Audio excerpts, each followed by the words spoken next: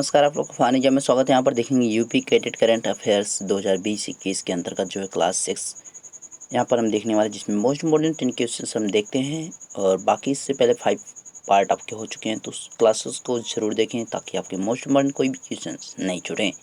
शुरू करेंगे और देखेंगे वन बाई वन सभी क्वेश्चंस को। और बाकी जो आपके जीके की सीरीज आपकी चली रही है, केमिस्ट्री की चल रही है, उसको भी ज़रूर देखें, और फिजिक्स की भी आपकी चल रही है। जबकि करंट अफेयर्स में आपके इस प्रकार के क्वेश्चन रखे गए हैं, चाहे पीजी हो या यूजी स्टूडेंट या एमबीए वाले हों या पीएचडी वाले, सभी के लिए यूपी कैट के यहाँ पे उनको ध्यान में रखकर बनाया गया है। ओके, कोशिश यही की गई है कि यहीं से क्वेश्चंस आ जाएं। बाकी अगर ज़्यादा वो बाहर लेकर जाता है तो कोई बात नहीं, वो अलग बात है, लेकिन कोशिश पूरी यही की गई है कि क्वेश्चंस आपकी पूछे जा सकते हैं। क्योंकि पिछली वर्ष भी ऐसा ही हुआ था, जो करंट अफेयर्स का वीडियो डाला उसी से क्वेश्चंस आ गए थे। शुरू करेंगे और देखेंगे वन बाई वन क्वेश्चंस। पहला क्वेश्चन रहा आपके सामने, अटल बिहारी वाजपेयी को किस वर्ष भारत रत्न से सम्मानित किया गया था? In which year Atal Bihari Vajpayee was conferred with the Bharat Ratna or awarded भी कह सकते हैं।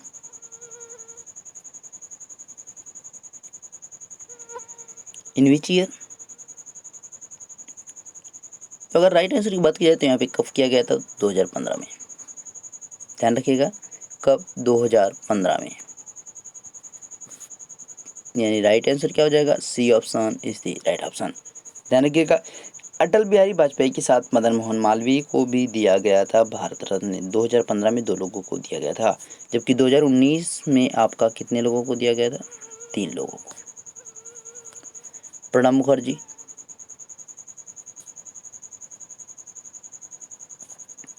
नानाजी देशमुख,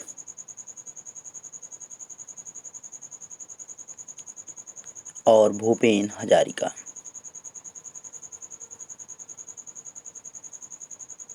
तो आपसे कुछ भी पूछ सकता है कि कितने लोगों को 2019 में दिया गया था और किसको दिया गया था, कौन कौन थे। नानाजी देशमुख किससे संबंधित थे? भूपेन हजारिका की बात की जाए तो ये संगीतज्ञ थे, नानाजी देशमुख राजनीतिज्ञ थे। यहाँ पे ये समाज सेवी थे। नानाजी देशमुख समाज सेवी थे, सोशलिस्ट थे। ध्यान रखिएगा, सोशलिस्ट थे।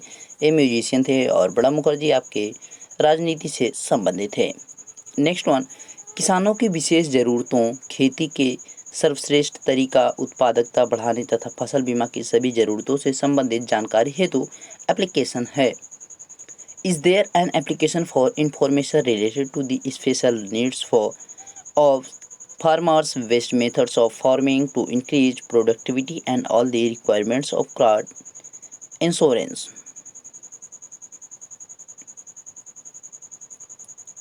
तो इस एप्लीकेशंस का नाम क्या है? जो एप्लीकेशन यहाँ पे बताया जा रहा है कि जिसमें जो है किसानों की विशेष ज़रूरतें जो होती है उसको वो पूरा करता है। खेतों की जो सर्वश्रेष्ठ तरीका होता है, मतलब खेती करने के जो विशेष तरीके होते हैं, बेस्ट मेथड कौन सी होती है उसकी बात की जा रही है। उत्पादकता बढ़ाने के लिए, इंक्रीज प्रोडक्टिविटी यानी जो आपका उत्पाद है उसको बढ़ाने के लिए, सभी चीज़ों के बारे में जो है कौन सा एप्लीकेशन बना रहा है, वो क्या है राइट आंसर।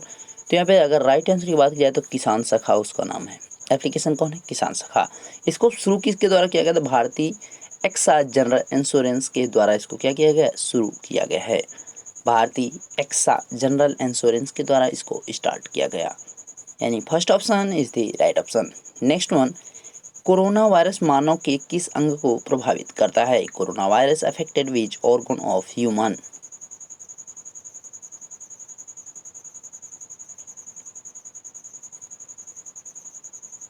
तो अगर यहाँ पे बात की जाए, कोरोना वायरस जो है वो किस पार्ट को डिफेक्ट करता है, यानी प्रभावित करता है, इफेक्ट किसको पहुँचाता है?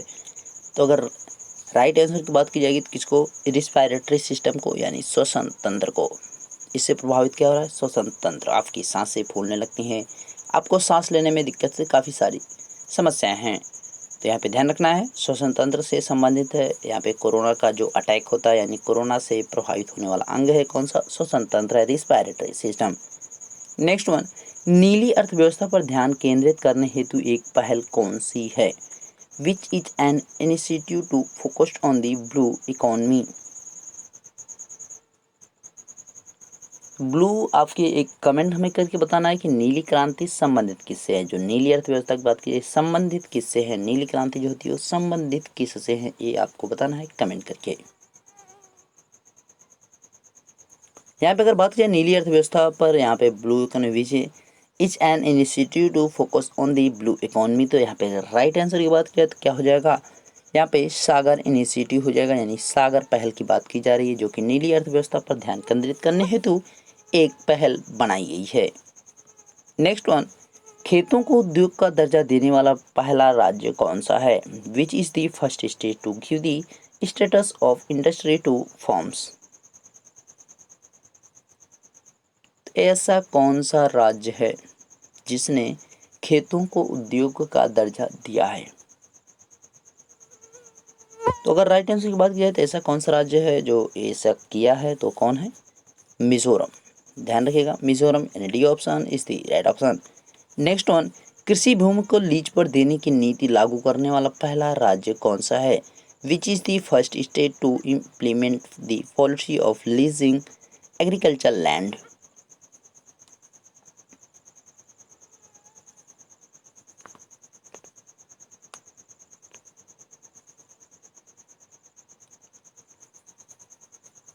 यहाँ पे अगर राइट आंसर की बात किया जाए तो लीज पर देने की जो व्यवस्था शुरू की गई है, किस स्टेट के द्वारा शुरू की गई, तो किसने किया है? उत्तराखंड ने। जैसे कि आपकी अगर कोई ज़मीन होती है तो आप क्या करते हैं, जिसको रेहन शुद्ध भाषा में बोलते हैं, कि पैसा लेकर आप अपनी ज़मीन को दूसरे को देते हैं, जब तक आप उसका पैसा रिटर्न नहीं करते तब तक वो आपकी ज़मीन का उपयोग करता है, यानी आप उस पर फसल उगाता है, जितनी फसल चाहे उतनी वो उगा सकता है, लेकिन उस पर ये नहीं कि वो घर बनाए या कुछ ऐसा करे, वो बेच भी नहीं सकता उसको। ठीक है, तो इसी को लीज कहा जाता है। जैसे चाइना ने हम्बनटोटा जो श्रीलंका का बंदरगाह उसको लीज पर लिया है 99 वर्षों के लिए, क्योंकि श्रीलंका उसका पैसा अदा नहीं कर पा रहा था, इस वजह से उसने जो है क्या किया, अपना जो एक बंदरगाह है उसको लीज पर दे दिया है।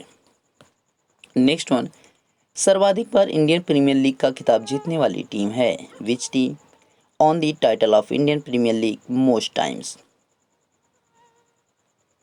तो मैक्स स्टूडेंट्स को पता होगी, क्योंकि आईपीएल के अच्छे खासे फैन हैं हमारे इंडिया में। तो यहाँ पे कौन है? मुंबई इंडियंस।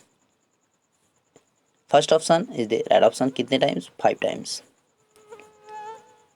1 अप्रैल 2021 को कितनी बैंक का विलय किया गया है? अच्छा, यहाँ पे 5 टाइम्स है, कमेंट करके बताइएगा भाई। 5 टाइम्स है, देखिएगा मैं ऑप्शन बना दे रहा हूँ,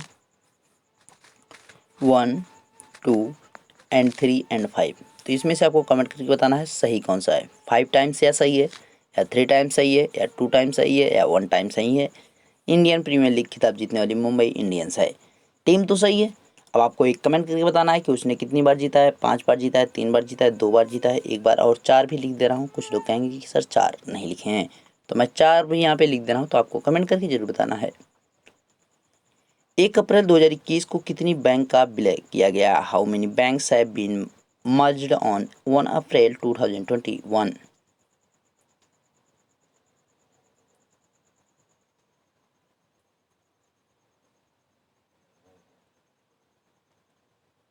तो यहाँ पे 1 अप्रैल 2021 को अगर बात की जाए तो कितनी बैंकों का भी मर्ज शुरू किया गया था? तो ये 8 बैंक के थे। इसमें जैसे देना बैंक है, इंडस बैंक है, इस प्रकार के बैंकों का जो यहाँ पे मर्ज शुरू किया गया है। तो अगर आपका इन बैंक्स जैसे इलाहाबाद है और काफ़ी बैंक्स हैं, तो उसमें अगर आपके अकाउंट्स हों तो उसको जो है अपडेट कराना है। आईएफएससी कोड आपके अपडेट हो चुके हैं, तो आपको ऑनलाइन ट्रांजेक्शन्स या कोई भी आपका ट्रांजेक्शन करना है तो आपको समस्या होगी, तो आप ज़रूर उसको चेक करें।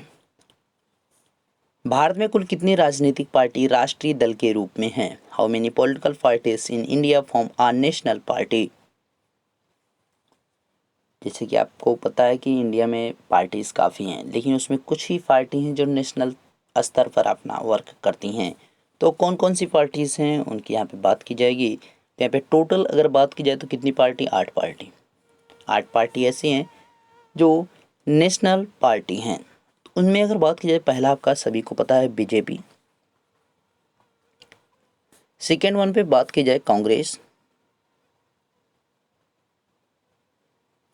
बीजेपी का सिंबल ही सबको पता है कमल है। कांग्रेस का आपको पता है कि पंजा है। और तीसरे पे अगर रखा जाए तो बहुजन समाजवादी पार्टी, बीएसपी की बात की जा रही, बहुजन समाजवादी पार्टी की बात की जा रही, जिसका क्या है सिंबल? हाथी जिसका सिंबल है। फोर्थ की बात की जाए तो यहाँ पे राष्ट्रीय कांग्रेसवादी हैं। राष्ट्रीय कांग्रेसवादी जिनका जो है घड़ी चिन्ह है, जिनका क्या है घड़ी चिन्ह है, राष्ट्रीय कांग्रेसवादियों का जो चिन्ह है क्या है, यहाँ पर घड़ी चिन्ह है। राष्ट्रीय कांग्रेस पार्टी की बात की जाती है, यहाँ पे इसका चिन्ह क्या है, घड़ी है। और फिफ्थ की बात की जाए भारतीय कम्युनिस्ट पार्टी, भारतीय कम्युनिस्ट पार्टी, भारतीय कम्युनिस्ट पार्टी, तो इसकी जो बात की जाए तो इसका जो सिंबल है हंसिया और फसल है। भारतीय कम्युनिस्ट पार्टी की हंसिया और फसल है। भारतीय कम्युनिस्ट पार्टी मार्क्सवादी, भारतीय कम्युनिस्ट पार्टी, और इसमें लगा रहेगा क्या, मार्क्सवादी, इसमें लगा रहेगा मार्क्सवादी, भारतीय कम्युनिस्ट पार्टी मार्क्सवादी, भारतीय कम्युनिस्ट पार्टी, इसी के आगे रहेगा।